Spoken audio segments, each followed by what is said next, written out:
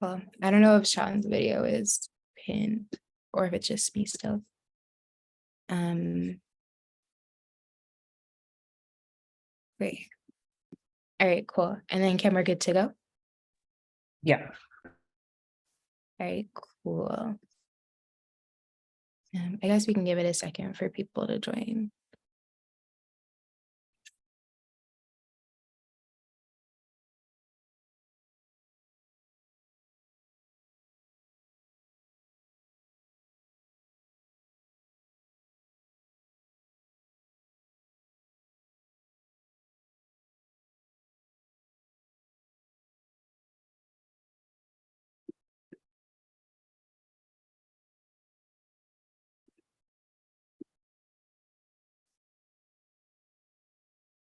Cool. I guess we can get started. Okay, cool. So welcome everybody. My name is Jelani Owens. I use they, them, and theirs gender pronouns. Right now I'm a legal fellow with Law for Black Lives, doing reparations work to offer an image description. I'm a light-skinned Black person with Black curly hair. I'm also wearing a pink sweater, and I'm just really happy to share some virtual space with y'all today. I also just wanted to flag that we both have closed captions and also ASL interpretation enabled and available during the event.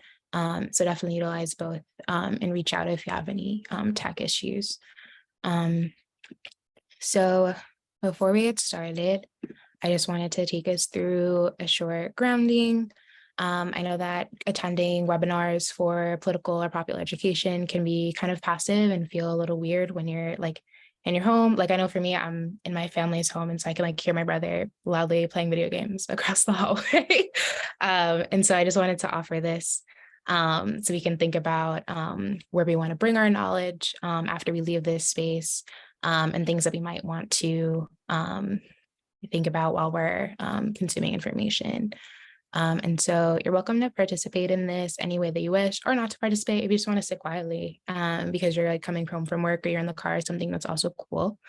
So you can do it in a notebook or in your head. We also have a Jamboard. So if you're interested in participating in this kind of collectively to feel a little bit more like a community, you can use the link that's highlighted on this slide and just enter into your browser and you should be able to participate. I also have instructions here just because I know not everybody just graduated school, so you probably haven't used Jamboard if you haven't. And so you would just open the link like I mentioned. There should be a sticky note that appears on the left of your screen. And then you can just type the response into the sticky note. There is a character limit, so you got to stay within that. But other than that, you can type whatever you wish. And anything that you decide to post will be anonymous. So unless your name is there, no one will know it's your sticky note. And so once you're satisfied with that sticky note, you can just press save and it'll go to the Jamboard. You can like make it bigger or change the color, whatever you wish. But if you just want to type and delete it, that's also cool. Just make sure you press cancel so that you don't actually post it. So I'll let folks take maybe 3 minutes. I'll set a timer. I know we're all in different places, so I won't say a time so that no one gets disoriented. So just give folks like 3 minutes if they want to do that. But also 3 minutes if they just want to hang out. And then I'll also drop the Jamboard link for folks that are here with us. But I'll turn my camera off so that it's not like an awkward me staring at you or you staring at me while you do that.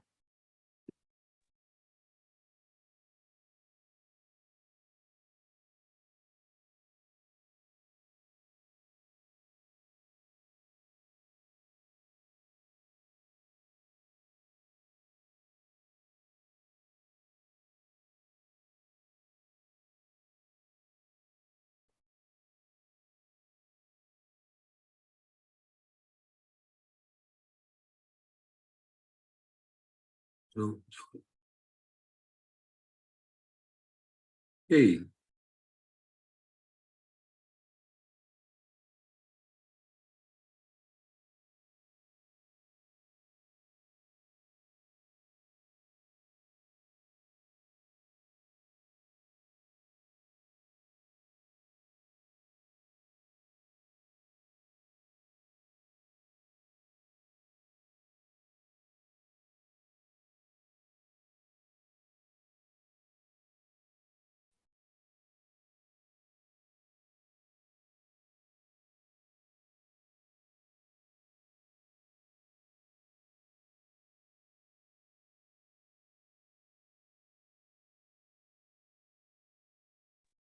Hey, and peace to everybody. Has the link been dropped in the chat?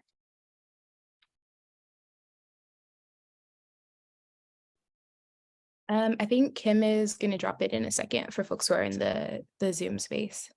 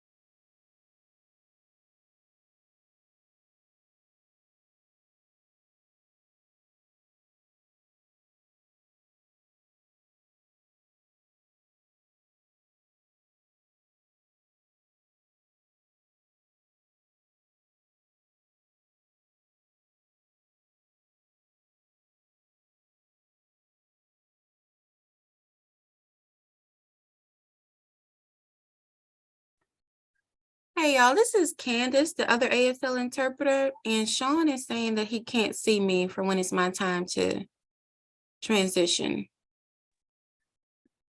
Right now your camera's off for me, and so I don't see you. I don't think he can even see my block that shows my name.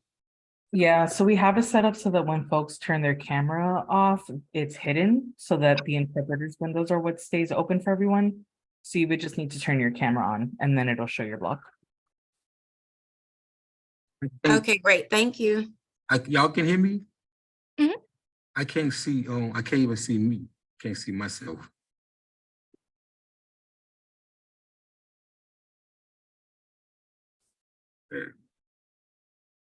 You're good now? Okay, cool. So thanks everybody for doing the grounding.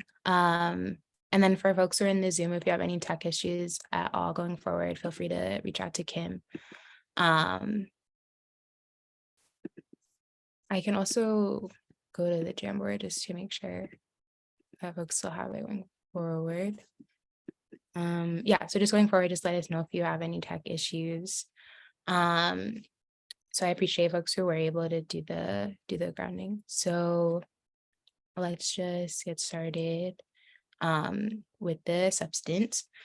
So first we wanted to offer folks just a bit of context for the reparations landscape right now. And so as I'm sure some folks are aware, talking about reparations for Black folks, specifically for slavery, has become a really hot topic in the last few years, which I know is a bit of a change from the past where no one would talk about it, or if you brought it up, it would be kind of silly to hear someone talk about it. But just to kind of give folks a timeline, so on Juneteenth in 2019, Congress held a hearing on HR 40. And so for folks who might not know what HR 40 is, that's just a bill that would establish a commission to study the question of reparations for Black folks in the US. And then we have in February and March of 2020, during the election, several Democratic presidential candidates had discussed the issue publicly. Again, a big change from the past. Some pledged their support, and then some even proposed a pathway to distribute reparations if they were elected. And then earlier this year, the Florida Department of Ed rejected a AP African American history course. I'm sure all of y'all heard about. And they stated that one of the reasons that they rejected it was because reparations was included, in addition to obviously having queer theory, Black feminism, and abolition. And so something else that you also might have heard about is at the state of California, their reparations task force, which is the first one to try and build a statewide plan for reparations, is expected to publish its final recommendations this June for what they think that state plan should look like. And then also there have just been dozens of local commissions and programs that have been operating across the country. And some of those, it's St. Louis, Asheville, San Francisco. I know there's another one that has been in the news a lot lately, Providence, Chicago. And so those are just a few, but they're popping up pretty much everywhere. And so even though this is maybe the first time that some folks have heard about reparations in like a mainstream sense, it's not new. And chattel slavery is not the only violence that our communities deserve reparations for. And so some of these first demands for reparations in the US were made by enslaved Black folks, and they date back to well before the Civil War and well before the start of Reconstruction. And so historically and today, Black folks and other folks of color have led movements for reparations, not just in the US, but also the Caribbean, Africa, Asia, Latin America. And so as far as the US is concerned, there's pretty much only 2 instances where the federal government has really acknowledged wrongdoing and awarded reparations. And so one of those is Japanese internment after World War II. And then the second one is the Tuskegee syphilis experiment. And so just to note here that there are other times where the federal government might have said that they've done reparations. And so an example are, have to do with treaties and awards of land to Indigenous folks, but really trying to listen to what our siblings who are leading land back have said, like that hasn't been reparations, because reparations would be land back. And so also just want to name that NCOBRA, so the National Coalition of Blacks for Reparations in America, which was founded in 1987, is one of our early organizational leaders for US-based reparations movements. And then also in April of 2015, NARC, the National African American Reparations Commission, also joined them in that same lineage.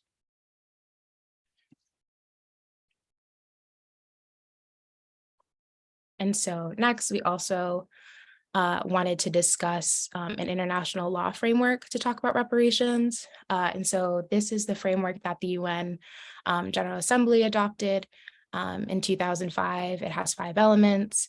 And so movement leaders like NCOBRA and NARC have both used this framework just to push the conversation beyond compensation and really thinking about holistic ways to repair anti-Black violence, including but not limited to chattel slavery again. And so I just want to name that the UN is definitely not a body that we're trying to legitimize as like our liberator. The UN is very much steeped in imperialism. A lot of the Western imperial powers govern the UN. The General Assembly might be one of the more democratic bodies just because they have passed like resolutions in the past that like the US hasn't been happy with. Thinking, for example, condemning the blockade of Cuba. But as we see, some of those things are more symbolic. And so obviously the US still has an embargo on Cuba, and that hasn't prevented a lot of imperial actions against the global South. But just keeping that in mind when we think about the utility of the framework and not glorifying the entity that developed it. So with that, I just want to talk about the elements before we go to our roundtable. So first, we have restitution. And so that's just the idea that the actors who are responsible for harm are required to restore communities to the condition that they were in before this harm happened. And so just to ground that a little bit, we have 2 examples. And so one of them is just reuniting families that have been separated, whether that's mass incarceration or immigration detention or ACS intervention. And then also potentially erasing someone's criminal record and then restoring all of the political and citizenship rights that are associated with that. So not just release, but saying that incarceration's harms go beyond just actually being incarcerated and requires more repair than that. And so our second element is compensation, which is what everybody thinks of when they hear reparations, is just the idea that whatever can't be fixed through restitution, you should fix through compensation. So an example, and these are 2 examples that have happened.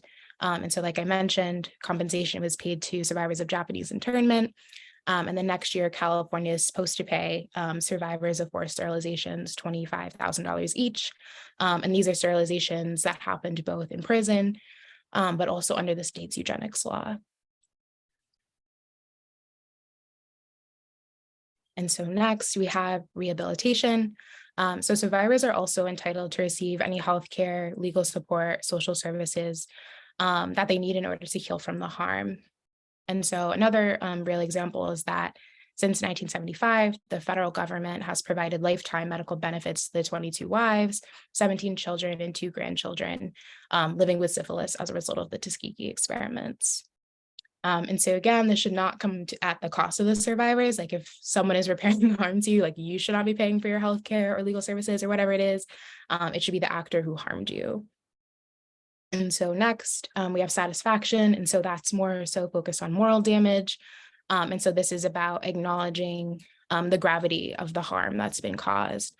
And so an example is that the Chicago reparations legislation, in addition to a few other components, also included the city of Chicago formally apologizing and acknowledging the decades of police torture that the Chicago Police Department has perpetuated.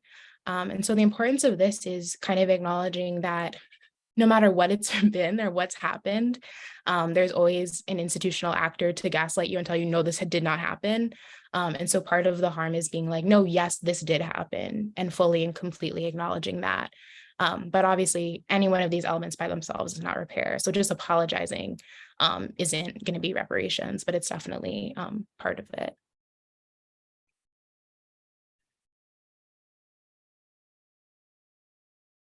And so our last element is cessation and guarantee of non-repetition. And so this is just the idea that these public and private actors are also responsible for making sure that there's a total end to whatever that harm is, and also for putting safeguards in place to make sure that whatever harm has happened, it never happens ever again. And so this is the part that I think a lot of these commissions and other programs are missing, is that the harm cannot continue to happen after if you've said that you're making repair for it. And so even if it happens to a lesser extent or happens maybe to a different group, that's not reparations. It just means the harm has shifted a little bit. And so, for example, I just wanted to uplift demands that are coming out of the Caribbean for Haiti and Puerto Rico, for example. So part of this non-repetition is canceling these colonial debts that their colonizers allegedly owe. So the US, Spain, France. So canceling them, they don't owe them anymore. And then specifically for Puerto Ricans, demanding that the US and Spain also provide ongoing financial support to Puerto Rico to support it in actually becoming an independent nation.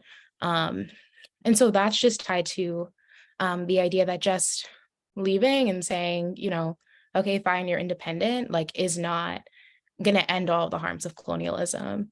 And I think that that's often what is discussed when the US says, okay, like Puerto Rico can be its own country if that's what they want. And we should definitely also recognize that as the colonizer trying to make freedom unappealing or seem impossible and saying you should just be colonized. It would be so much easier. It'd be so hard for you if you were by yourself, when that's not true. And so I think that this element also really helps us get there and support oppressed people in achieving self-determination. And so that is all that y'all will hear from me. So I'm going to stop screen sharing so that we can turn to our roundtable. Yes. So if our roundtable participants could just let me know that they're ready to start. And so I can pull up our questions and give y'all a few seconds just to transition.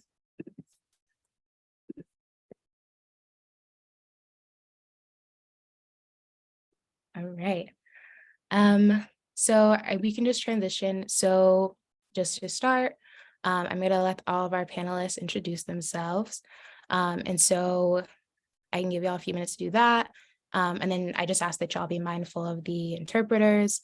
And so I can pass it to Felicia to start us off, and then just feel free to pass to one of the other panelists. And then once you've all gone, I can start with the questions. Awesome. Thank you so much. Thank you, Jaylani. Very grateful to be here. My name is Felicia Brown. I am the director of Black Love Resists in the Rust in Buffalo, New York. We are an organization, a racial justice organization, which has focused on policing since our inception.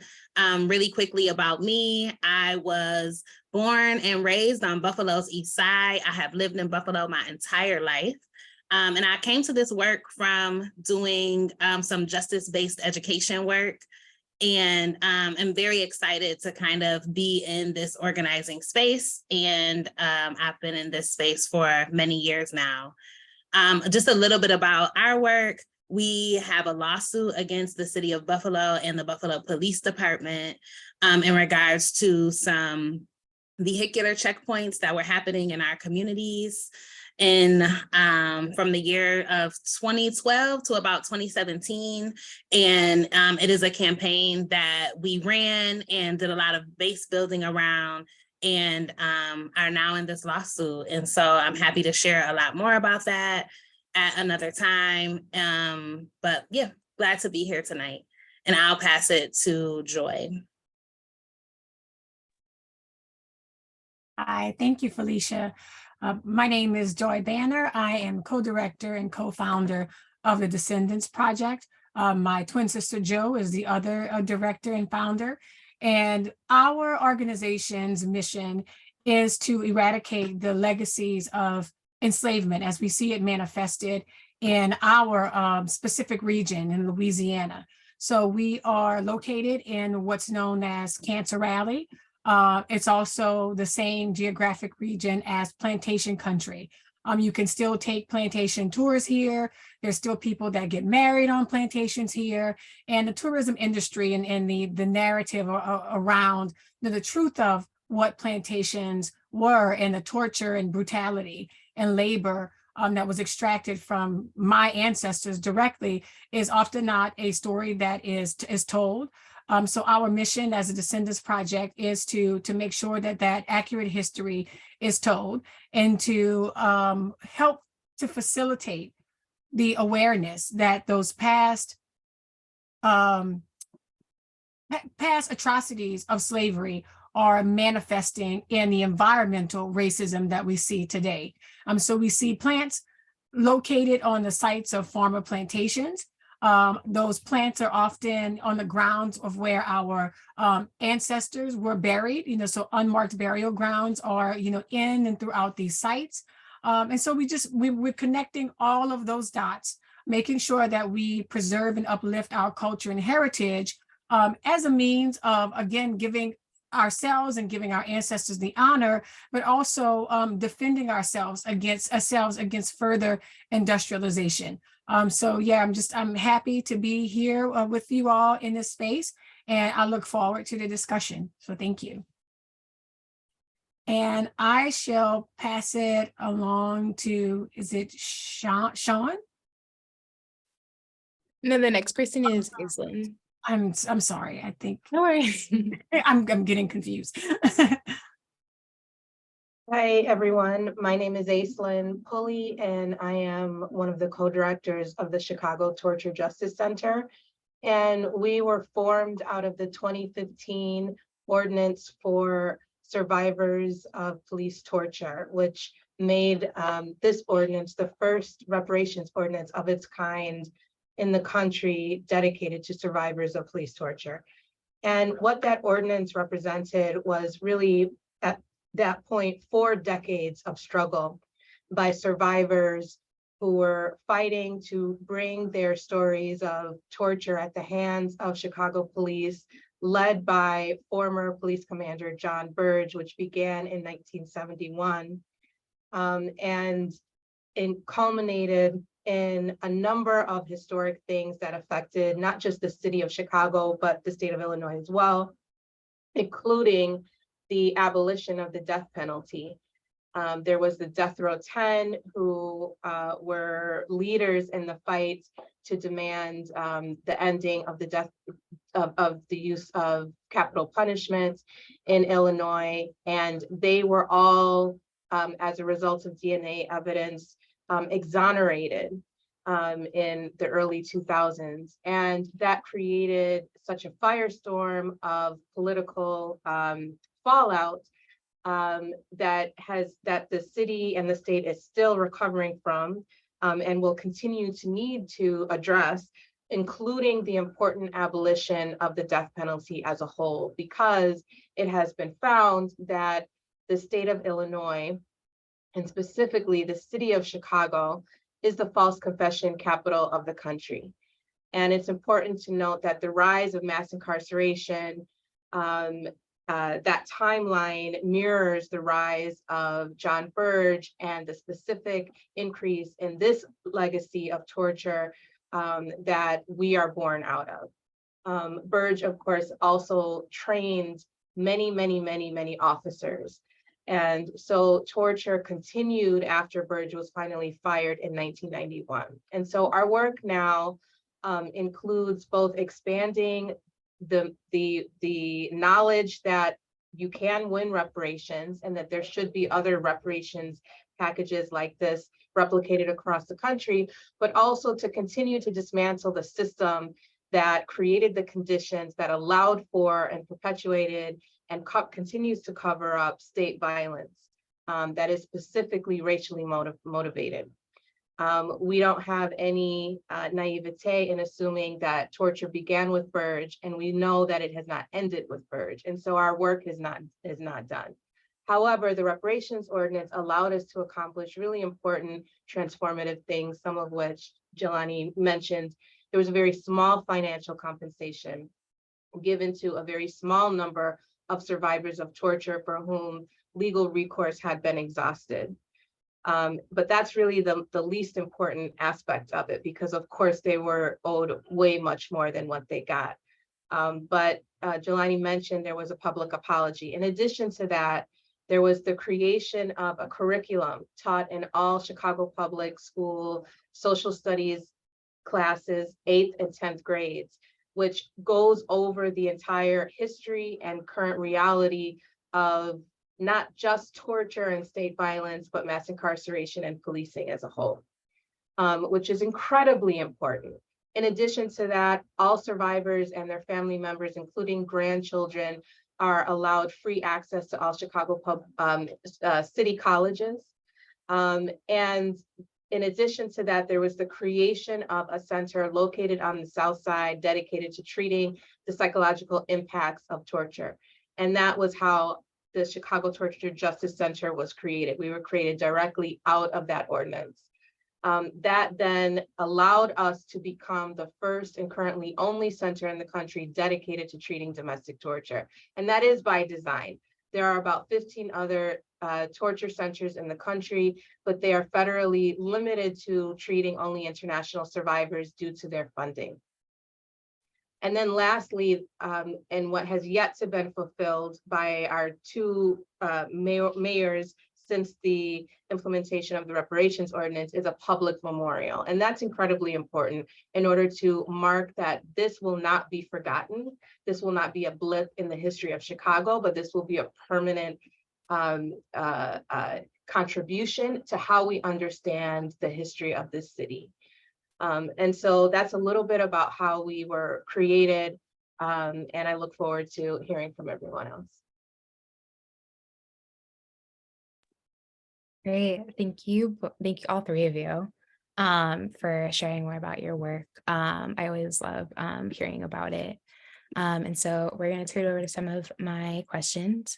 And so just a note, so to make sure that interpretation is still accessible for folks, just to try and slow down when we're speaking so that they don't have to skip words, just because we want to make sure that everybody can access all of your brilliant words when they rewatch the live stream, and also if they're watching it now. So just to start us off, as is clear from the title of today's webinar, we really want to dive into how to build a reparations campaign from the ground up, based on demands that come directly from the communities that are being impacted by white supremacy. And so for our first question, I just wanted to ask, what does base building for reparations look like in your experiences? And how do you galvanize folks around like an actual identity politic, thinking about how the Combahee River Collective articulated it in our Black queer feminist foremothers? And so, yeah, I'll turn it over to whoever wants to jump in first.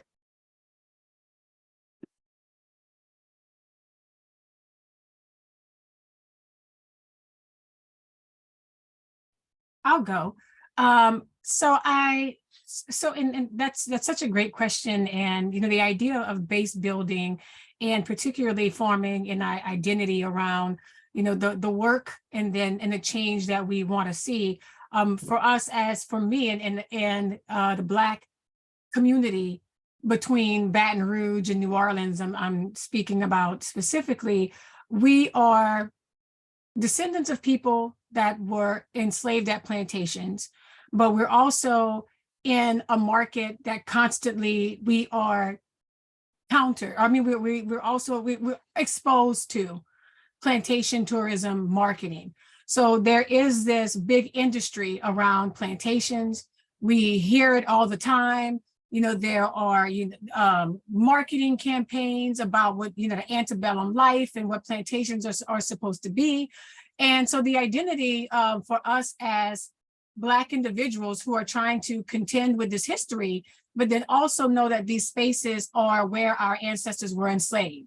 So there is a big aspect of, we hate these places, but we love these places because they're sacred grounds to us. And so part of what needed to be done and what we hope that we're doing as a Descendants Project, the title is in our name, is forming an identity for people who are in this paradoxical space, and who are challenged with the trauma and who are trying to orient themselves in a landscape that's so brutal, and now it's so capitalized and romanticized, and then this also shaping our identity, and not having a space where we feel safe enough, as a Black community to say this isn't right, like ignoring our ancestors and ignoring that trauma and not seeing how it's impacting a Black community. We should be able to speak to this. And so just that name, descendant, and calling ourselves descendant community is helping us. I hope it's helping us understand that we are in a space that is unusual for people to be, again, to be so physically close to the places where their ancestors were enslaved. And so again, just with that sense of identity and base building, it comes down to that descendant community language that I have to say, borrow from the Montpelier and the Monticello community. I was a director of communications at Whitney Plantation before I was full-time here at the Descendants Project. And in a workshop about engaging descendant communities is where I realized that that language would be useful for us in my community.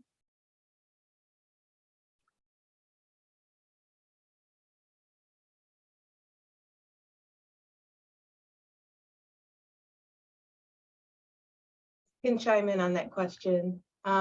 Base building for us has shifted, I think, over the years. Before the passage of the reparations ordinance, and for many years, the base really was oftentimes mothers of incarcerated torture survivors, and really reaching out to other family members. And those were really the first kind of public-facing organizers who were able to take up this fight in a real public way.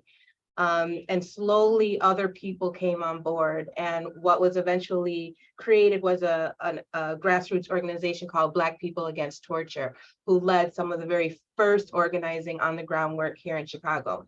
Now our organizing work, as we work to expand reparations for other survivors of torture, not just survivors of John Burge, but other officers as well, it's really important to involve survivors themselves, so that this is not a campaign for, but a campaign that is led by and being directed by survivors of torture themselves. And that means survivors who have been released from incarceration, from having served decades of incarceration, as well as survivors who are still on the inside. There are still hundreds of survivors on the inside who have yet to be released. But in addition to that, it's also extending the base to mean really any Black person in the city, for sure, but also anyone in the city who's against torture.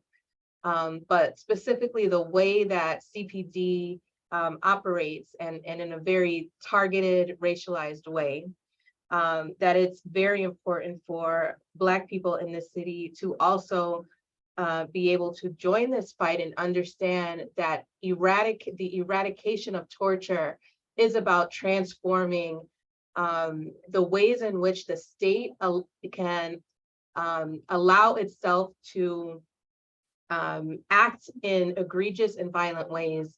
And that means transforming the social construct that we currently are engaging with. And so that requires a mass movement, that requires everyone to be able to see and identify with this fight. And it's not a very hard thing to do. Chicago has the largest distribution of police per 100,000 people in the country that overwhelmingly targets Black communities in the city. Now, also, brown folks are also experiencing torture and have experienced torture. So this is also a fight for especially our Puerto Rican family in the city, who also have received historic exonerations over the past years.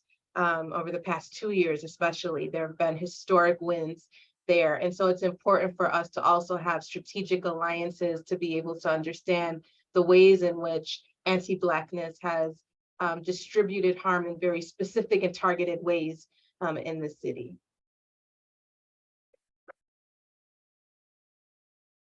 For us, when we think about base building, especially base building toward our vehicular checkpoint lawsuit, for us, it was really important to clearly identify folks who have been directly impacted by the checkpoints.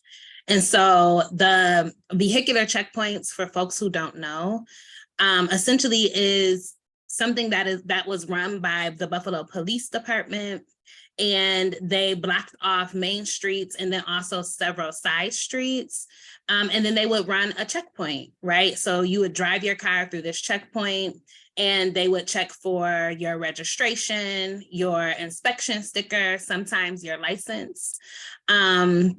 And when they were doing these checkpoints, they were issuing a lot of traffic tickets. The city of Buffalo has built its budget off of ticketing schemes for several years. And so they would issue these traffic tickets, and folks would get, for instance, someone got 4 traffic tickets for tinted windows, and for each tinted window that they had. And so while they might have been able to pay 1 ticket for having tinted windows, they couldn't pay 4, right? And so getting all of these tickets meant that a lot of people's cars got impounded, people missed work, and so many other ramifications, right? People may not have been able to get their children back and forth to school, to daycare, get their groceries, and all of those things. And so for us, it was really important to identify people who were experiencing that and making sure that that was the base for the campaign. In addition, the checkpoints through our research were concentrated on mostly Buffalo's east side. There were also some checkpoints on the west side as well.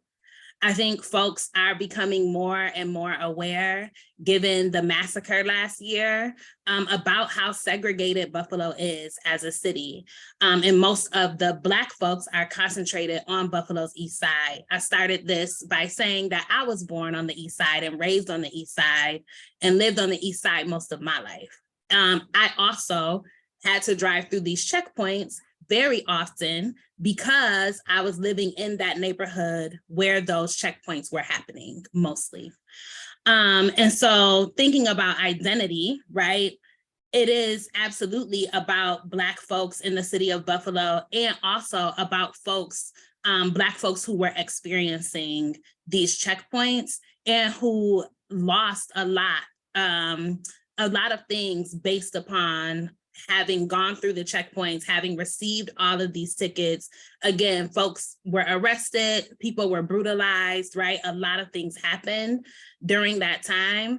And we would essentially sit outside of the ticket office in City Hall and, get people's information and survey people there.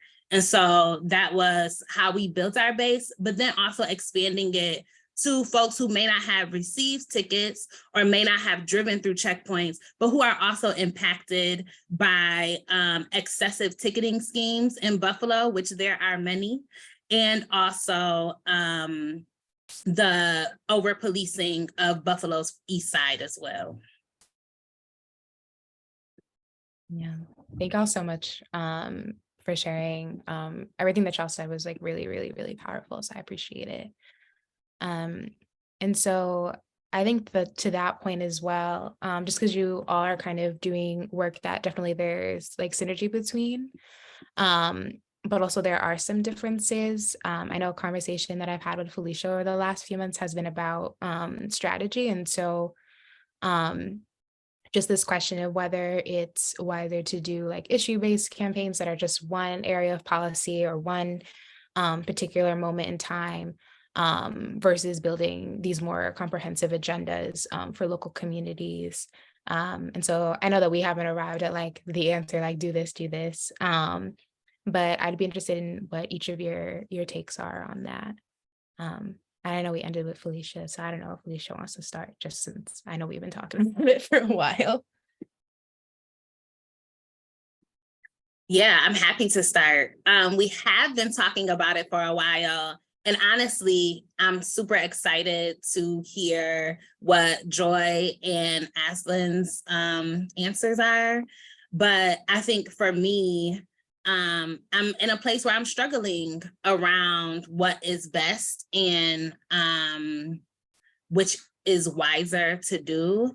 And I know for us as an organization, through a lot of political education and through help with Law for Black Lives, we have been looking at a lot of different reparations campaigns across the country to think about what makes sense for us, what makes sense for Buffalo, what makes sense in terms of the conditions that we are experiencing here. And like I said, we have this particular campaign. There are other campaigns in Buffalo that are issue-based. And also, we know, again, that Buffalo is one of the most segregated cities in the nation. It is also one of the most racist cities in the nation. And so thinking about a way to have some sort of comprehensive plan feels important as well. So with that, I'll pass it to Joy. Well, and that is, sort of a complex, or I wouldn't say difficult question. Let's leave it at a challenging question. And I don't want to sound like I'm skating around the answer by saying it actually has to be both. And I'm thinking about it in the context of what we're fighting against in Cancer Alley. So for me, reparative justice, in large part, is very much tied to the health, the environment, air quality, water quality of the Black descendant communities. We are being targeted more for the industrial siting of facilities near us.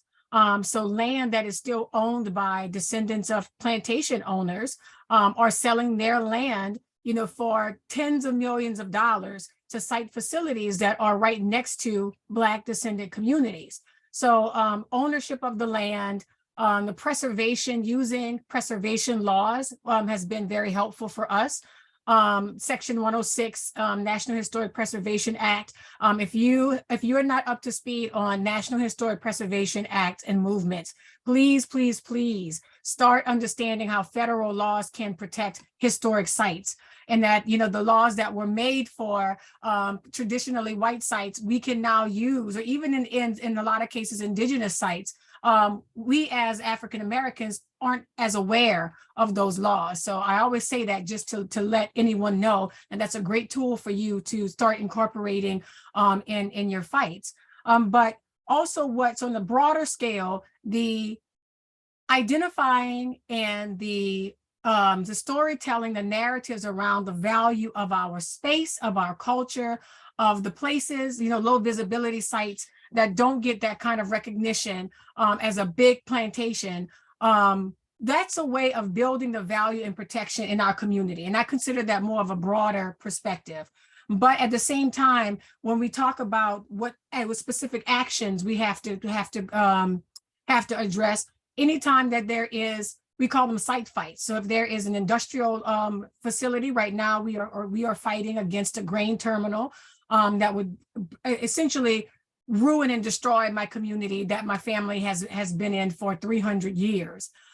So we are fighting that, and we have to use a lot of litigation strategies, but you can't inspire and motivate people to fight if there are certain issues the structural issues that are not being addressed. So, you know, if there's a lack of transportation, if there's a lack of good, healthy, sustainable jobs, if there is a lack of housing, then all of those have to be incorporated into that broader fight as well. So I think you just have to be nimble and dynamic and not marry yourself to one method, because context, regions, you know, areas are different, people are different. And so you just, again, you have to use whatever you can to fight.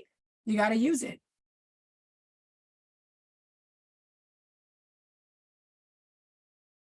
I agree. I think that it's, you know, I think it's a combination of both. It's not an either or. In an ideal situation, if I have to pick one over the other, it would be the issue over having a fully developed campaign already created, just because I like collaboration.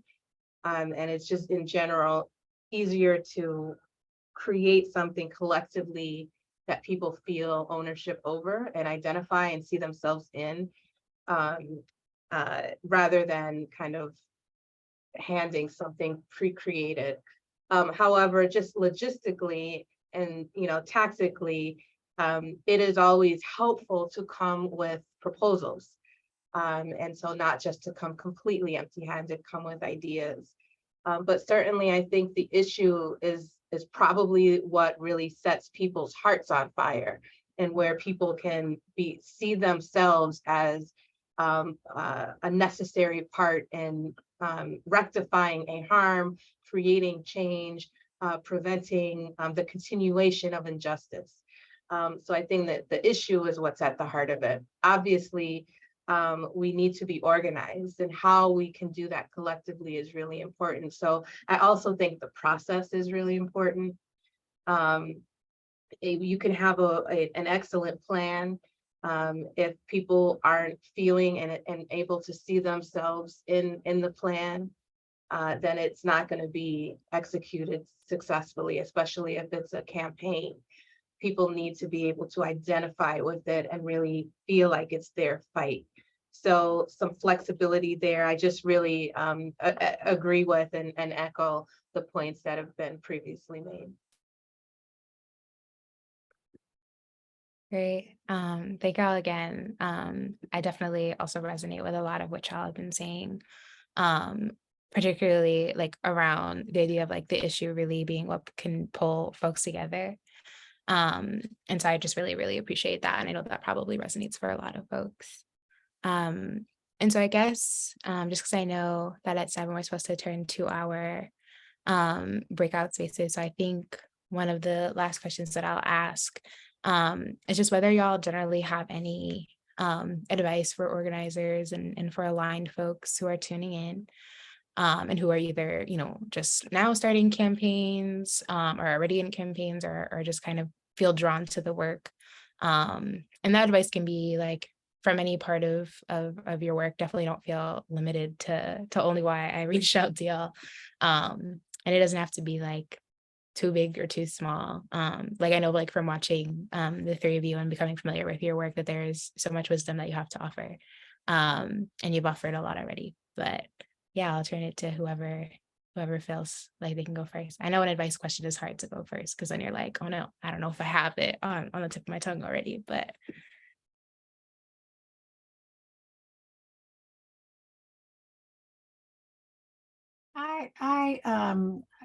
I'll go ahead, and I don't know if it's the best advice in the world, but I didn't foresee myself in this line of work in the way that it has shaped out to be. And when we face, well, for me, let me speak in my terms, I would see an issue in want to attack it and then think that, it's going to be over with. Hope that it can be over with in a short period or as short a period of time as possible. Because I'm sure with all of the work that we're doing, it's very traumatic. There's been tears, there has been, many nervous days, nervous nights. It impacts your health.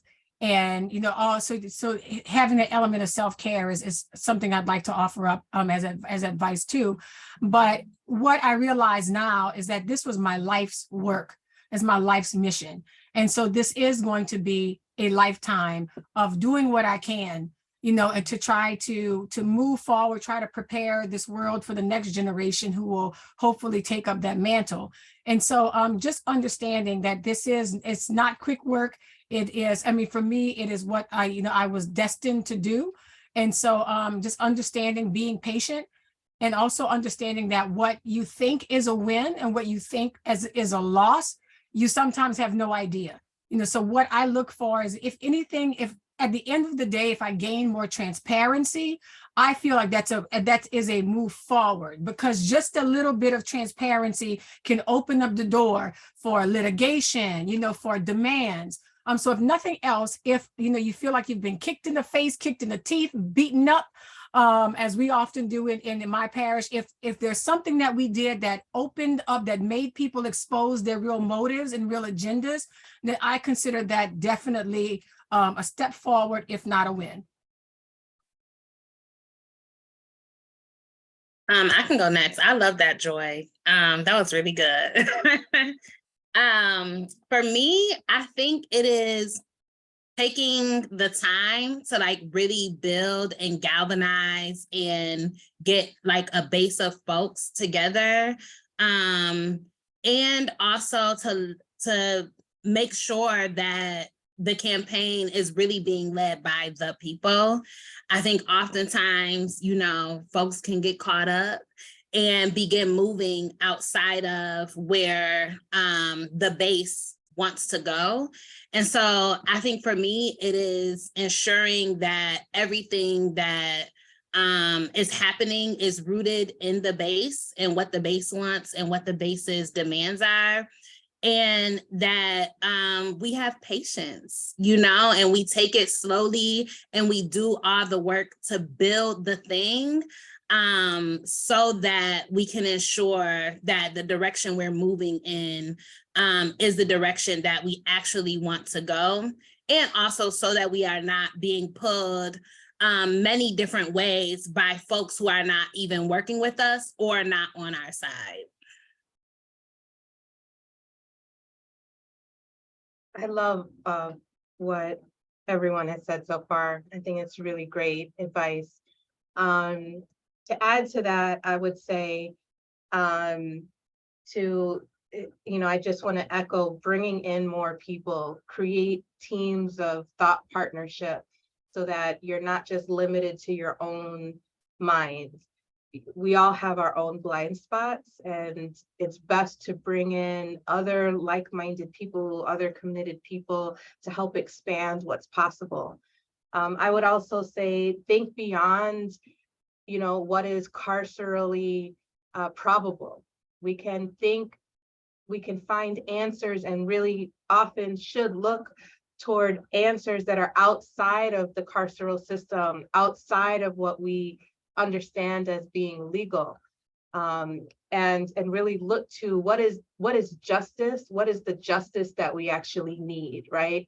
Whether or not it exists, and oftentimes, in many cases, and maybe most cases, it doesn't exist, and that doesn't mean that it won't exist. It may mean that we have to create it, and then really believing that every single thing matters. Every effort that you take, every contribution that you make is not small.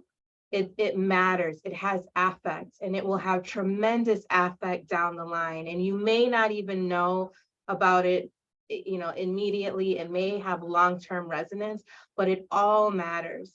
The fight here in Chicago to get reparations came out of 40 years of survivors refusing to remain silent. And just that, you know, we can look at it as a small fire of needing to tell their truth. But that small fire led to an explosion that has really created political crisis in this city and in this state that was necessary and that needs to deepen.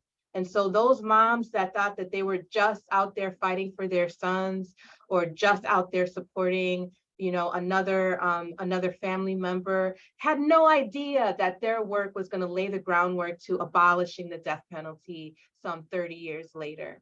Had no idea. I had no idea. I honestly, at the start of the reparations campaign, did not believe we were going to win, but I was doing it for the principle of it, because that's what I've been taught all my life. And do it even if you don't think that you're going to win tomorrow, because that's not the the destination isn't necessarily tomorrow. We might win tomorrow, but even if we don't, we're laying the groundwork for deeper and more important fights to come. So believe in your work, keep going, find like-minded people to expand what's possible, and don't be limited by the very narrow constructs of what legality looks at as possible. Thank y'all so much. And so it's 7, so I know we're going to transition into our breakout spaces. So this is going to be the end of the live stream portion. So thanks so much to everybody who also tuned in. Before I explain like how to do the breakouts, I'll wait for Kim to handle the part of turning off the live stream, just so that folks don't have to listen to things that don't apply to them.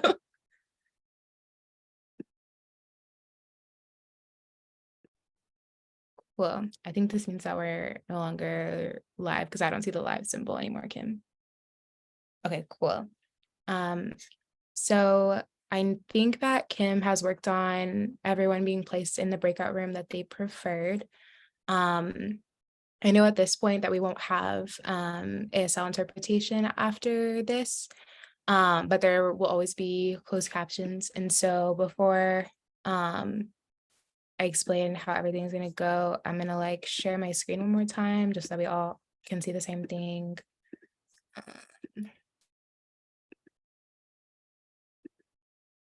It did not do what I asked it to do, which is fine. I don't know. Can y'all all see like this as the full screen now? Okay, hopefully. So I wanted to encourage folks to use the Jamboard link while they're in the rooms, just because I know some folks had to make the like tough decision of being like, this is my first choice, but I really want to hear everything in the other rooms. And so this felt like the best way to maybe make sure that like whatever is learned there can leave there in a way that's like kind of anonymous, so like folks don't have to worry about like their name or face being attached to anything. And so at this point, you should all have edit access. I'll make sure again, like before the rooms open, that is actually true.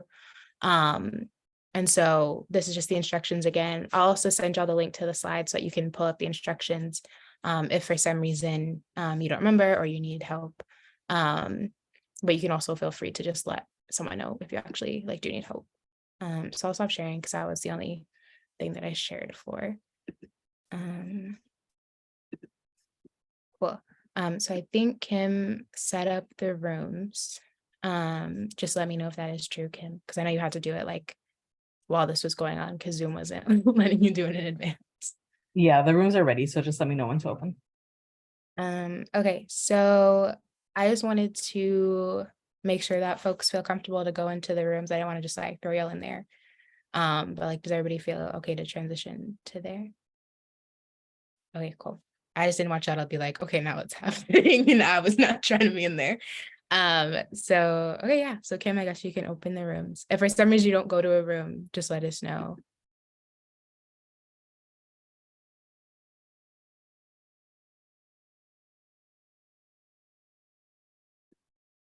Cool. So I think everyone's back. I didn't realize how reliant I was on the previous like organization of everyone's screen. So now I'm like, I don't know who's here. I was like really reliant on everyone having their camera. But it's fine that you have it on. That isn't me telling you to do anything differently. But yeah, so thank you so much, particularly to our panelists for holding down the breakout rooms, but also all of y'all for participating. So before I close this out, I wanted to invite folks to share anything, any thoughts that happen in the breakout room if they would like to. I'm never a person to like coerce people to like share back if they don't want to, but I know some folks were like, I wish I was in this other room too. So I know some people are relying on y'all to share back. Yeah, go ahead. For me, I really liked how the facilitator of our group broke down their like theory of change. That was super helpful because I feel like orgs often will want to do these hot button topics, but won't really have like a praxis around that. And so she discussed how they used the memo that they read different memos that groups put out around the work that they're doing. They utilize the United Nations. It's like 5 reasons for like what reparations entails or should entail, even though we don't like them. Like they've created some sort of framework to go off of. And then just this idea of restitution, because like it's like, how do you get back to where you were before if like before was like 400 years ago? So yeah. So I think that's that Afrofuturism and that futuristic thinking. So I feel like I'm feeling more confident in designing out the campaign that I described, since they're literally just like, you can do what you want with it, which can be daunting for a group that's supposed to have a national presence if you're coming from like a local or statewide space. So thank you. Yeah, I really appreciate that. I'm glad that you were able to feel more confident after the conversation. I don't know if anybody else wants to share.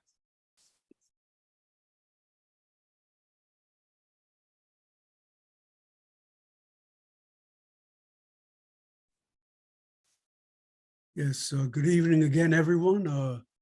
I think it was very important that we began a conversation and we're getting comfortable talking with each other. So I think that was a very positive beginning.